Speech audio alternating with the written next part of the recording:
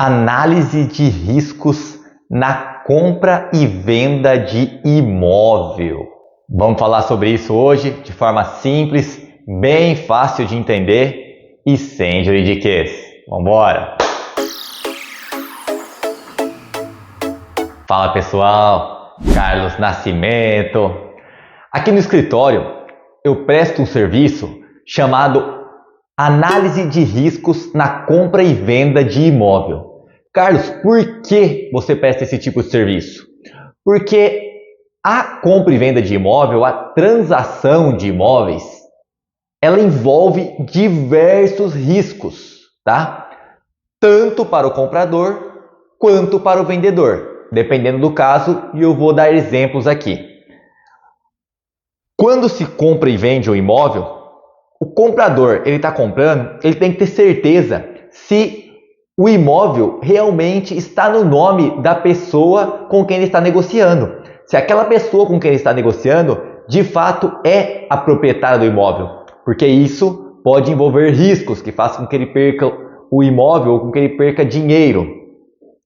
O proprietário do imóvel, o vendedor, pode ter dívidas no nome dele que venham a refletir nesse imóvel, mesmo depois que a negociação já tenha sido concretizada. O imóvel pode estar irregular e às vezes você está comprando por 1 milhão, mas aquela irregularidade faz com que ele valha 50% do valor de mercado. Então você está comprando por 1 milhão, o imóvel que vale 500 mil.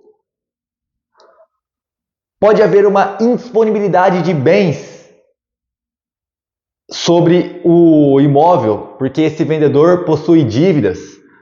Pode haver vícios ocultos no imóvel, defeitos que não são enxergados no momento e que tem que se fazer toda uma análise, fazer toda uma amarração contratual para gerar segurança para você no futuro, para o comprador. Então, assim, existem aqui alguns exemplos que eu dei, mas existem diversos riscos que permeiam a transação imobiliária, a compra e venda de imóvel, que estão ali ao redor ou que podem estar ali ao redor e podem ser quase que inenxergáveis, podem ser quase que não visíveis. E quem vai saber tomar as precauções necessárias é um advogado que trabalha na parte de direito imobiliário e avaliar esses riscos.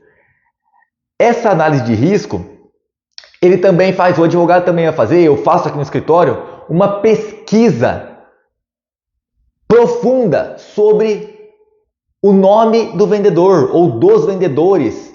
Às vezes é pessoa física, às vezes pessoa jurídica, às vezes tem mais que um proprietário, parte é de uma pessoa física, parte é de uma pessoa jurídica.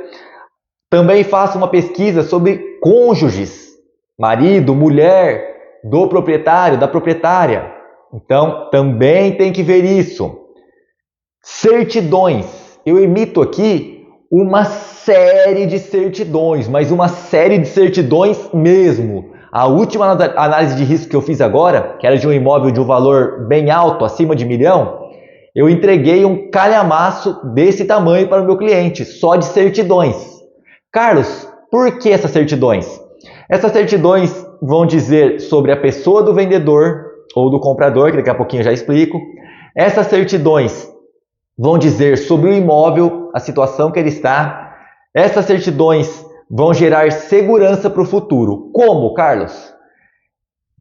Eu mostro, caso no futuro exista um problema que no momento da negociação não era previsível, você podia fazer todo o necessário, não ia conseguir prever esse problema, mas ele venha a aparecer no futuro.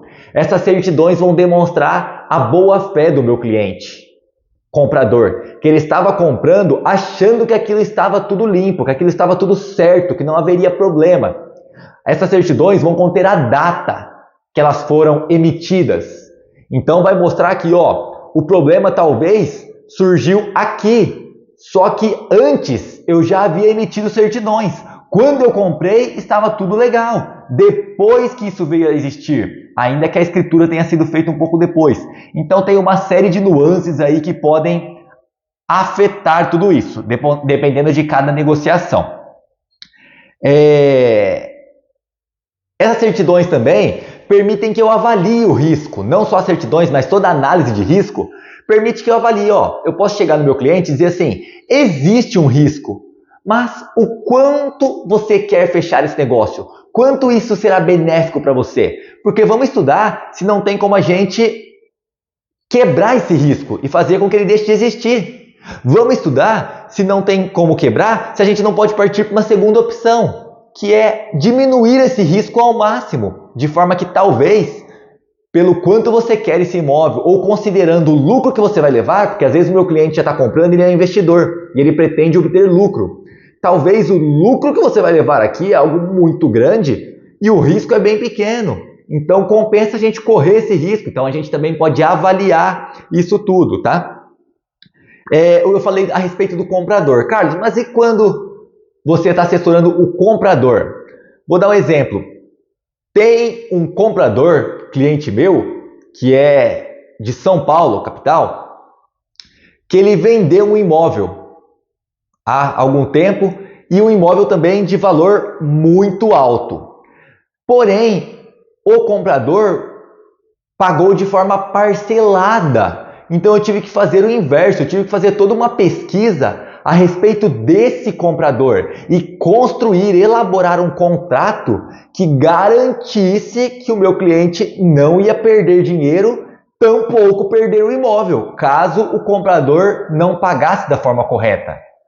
Então, existe também esse interesse do comprador, dependendo do tipo de negociação.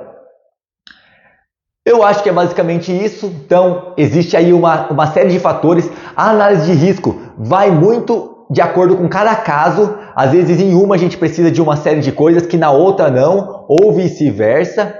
Existem coisas que a gente vai pesquisando, vai vendo e chega até um ponto que você fala, opa, aqui ainda existe um pequeno risco porque esse vendedor tem uma empresa onde o sócio fez alguma coisa e isso refletiu na empresa, e isso que refletiu na empresa pode recair sobre esse sócio que está vendendo o imóvel para o meu cliente. Então, assim, existe uma série de coisas que a gente pode fazer. Eu costumo dizer para os clientes que o risco, ele nunca vai ser 100% previsto, melhor dizendo, numa análise de risco, a gente nunca vai conseguir dar 100% de segurança, nunca, por melhor que seja o advogado, por mais conhecimento que ele tenha.